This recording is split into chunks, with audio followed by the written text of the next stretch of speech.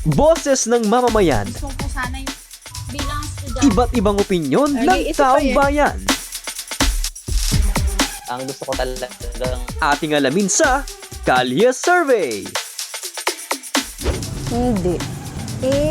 Ala naman di kalayaan din at sin presidente, maraming mga bati-batikos ang mga ipinupukol eh. Paano lalaya? Ang pagkakaalam ko, marami tayong utang. Yun ang pagkakaalam ko.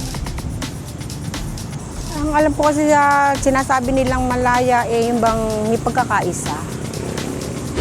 Hindi ko po masasabi yun eh. Bakit sir? Eh, sila naman po nagpapatawad po ng, ng mga law dito sa Pilipinas. Di naman po tayo. Di naman po kami. para po sa akin malaya na po kasi lahat naman po nagagawa na yung mga pansarili nilang gusto. Tapos parang hindi naman po masyadong maigpit ngayon sa Pilipinas. Parang open lang po ganun sa isa't isa. Yun lang po. Opo. Kasi po, tulad po ngayon, yung kakatapos lang po ng botohan, malaya po tayong bumoto ng mga gusto po nating leader. Ganun po. Tsaka po, may mga school na din po na nag-offer ng libreng pag-aaral. Kagaya po ng school po namin, libre po yung pag-aaral namin. Meron pong pagiging malaya and meron din naman pong hindi dahil sa meron pong family hierarchy po dun sa mga pamamahala sa gobyerno. And lang po, parang meron pong generation na sila po yung lagi namumuno kaya siguro po hindi pa rin po malaya yung ibang lugar ng Pilipinas. Kasi noon, di tayo nakakapag-comment sa ibang bagay. Eh ngayon, nakakapagsalita na lahat.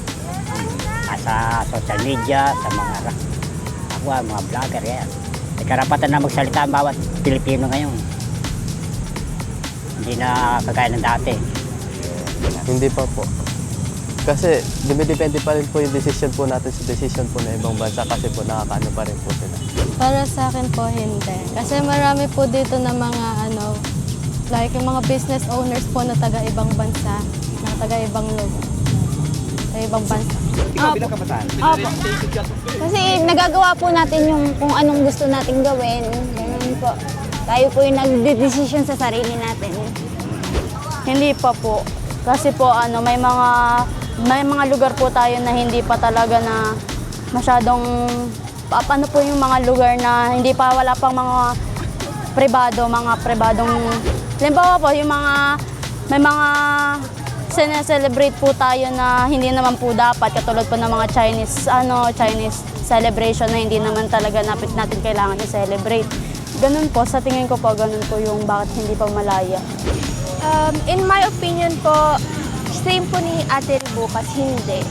Kasi po masyado pong maraming culture ang nawala sa Pilipinas. Same with the yung culture na nakukuha po namin sa iba't ibang countries. Katulad po ng Chinese, or Korean, or Japanese.